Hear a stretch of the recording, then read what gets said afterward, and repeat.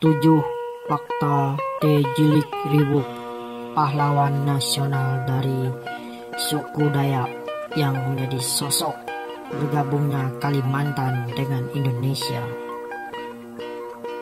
Tidak banyak yang tahu siapa itu Tejilik Riwuk, meski namanya telah diabadikan menjadi bandar udara di Palangkaraya. Padahal ia adalah sosok yang sangat berjasa bagi Indonesia dan merupakan tokoh hebat dari suku Dayak di Kalimantan. Yang pertama, pria tangguh yang mengelilingi Kalimantan hanya dengan berjalan kaki. Tejilik Riwuk adalah orang asli Kalimantan yang berasal dari suku Dayak Ngaju. Dengan bangga, ia menyebut dirinya sebagai orang hutan karena terbiasa hidup di alam liar Kalimantan. Bahwa semasa hidupnya ia sudah 3 kali mengelilingi pulau Borneo tersebut hanya dengan jalan kaki serta menggunakan sampan. Sejak kecil, ia memang merupakan sosok yang sangat dekat dengan alam. Tanpa ragu, ia akan memasuki hutan tanpa baju dan alas kaki, serta hanya mengenakan celana panjang. Mungkin hal itu pula yang membuatnya begitu lincah bertempur di medan perang, meski harus berada di dalam hutan. Yang kedua, pernah bekerja sebagai pers yang menyuarakan perjuangan nasional. Ketertarikannya dalam dunia tulis-menulis membuatnya memutuskan untuk menjadi wartawan. Pada tahun 1940, ia sudah menjadi pemimpin redaksi majalah Suara Pekat. Di kurun waktu yang sama, ia juga bekerja sebagai koresponden harian Pemandangan. Dalam bidang jurnalisme itulah Tejilik Riwuk turut menyumbang tenaga dan pikiran dengan menyebarkan berita seputar pergerakan nasional di Jawa, Sumatera, dan Kalimantan. Tapi kiprahnya di dunia pers tidak berlangsung lama karena Jepang mendarat di Balikpapan tahun 1942. Yang ketiga, mengumpulkan informasi dengan bekerja pada intelijen Jepang. Ketika Jepang menguasai Indonesia, Tejilik Riwuk beralih profesi menjadi intelijen militer Jepang. Tugasnya adalah untuk mengumpulkan data-data tentang keadaan di Kalimantan. Tapi bukan berarti dia sedang berkhianat. Dia melakukan tugas penting demi Indonesia. Ia mendapatkan jabatan dari pemerintah pendukung Jepang yang membuatnya punya akses ke seluruh daerah di Kalimantan. Hal inilah yang menjadi manfaat untuk menjalin komunikasi dan koordinasi dengan beragam suku di Kalimantan. Tejilik Riwuk meyakinkan mereka agar tetap setia dan mendukung perjuangan kemerdekaan Indonesia. Yang keempat, menjadi wakil Kalimantan setelah Indonesia merdeka. Indonesia akhirnya merdeka dan Tejilik Riwuk dipercaya menjadi perwakilan Dewan Pimpinan Penyelenggaraan ekspedisi ke Borneo di Yogyakarta. Tahun berikutnya, ia mewakili 185.000 rakyat Dayak di pedalaman Kalimantan yang terdiri dari 142 suku, 145 kepala kampung, 12 kepala adat, 4 kepala suku dan 3 panglima, 10 patih, 2 temenggung, dan 2 kepala burung untuk menyelamatkan sumpah setia kepada Republik Indonesia. Sumpah ini berarti Kalimantan telah menjadi wilayah Negara Kesatuan Republik Indonesia. Para anggota suku ini juga bersumpah akan mempertahankan darahnya masing-masing dari serangan tentara Nica yang berusaha merebut kembali Indonesia. Yang kelima, terjun di bidang militer demi mempertahankan kemerdekaan.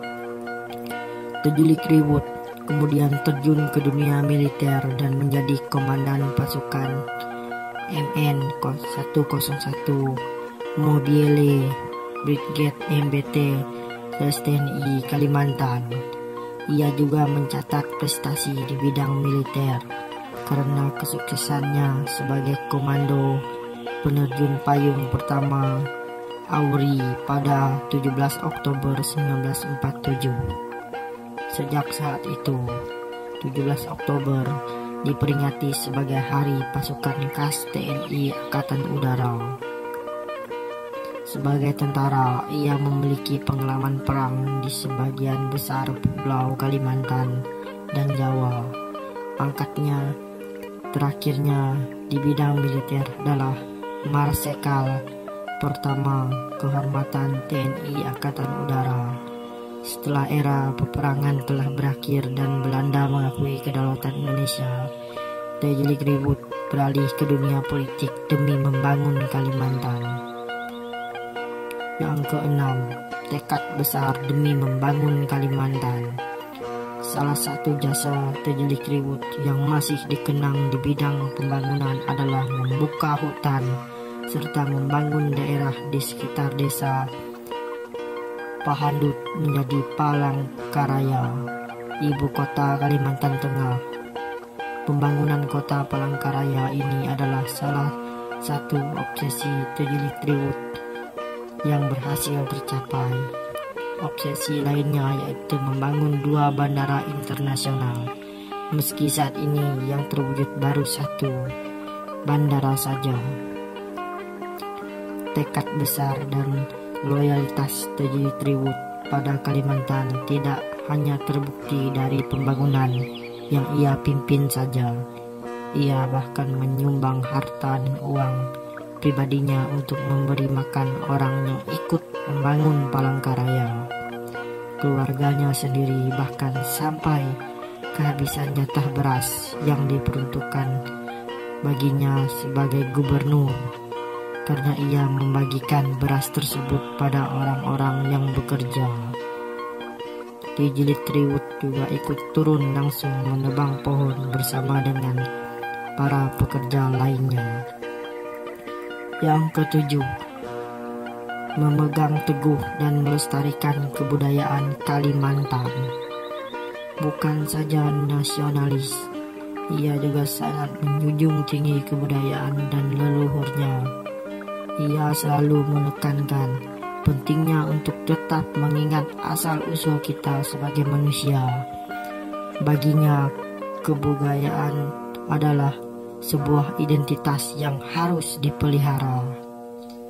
Ideologinya ini tertuang dalam beberapa karyanya berupa buku, yaitu Kalimantan Memanggil pada tahun 1958, Kalimantan Membangun pada tahun 1979, dan Manaser pada tahun Tatuk Hilang,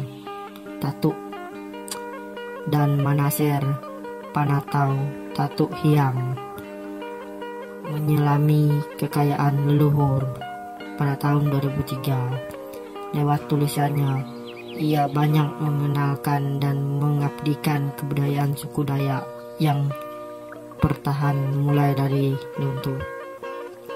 Lewat tulisannya, ia banyak mengenalkan dan mengabadikan kebudayaan suku Dayak yang perlahan mulai luntur.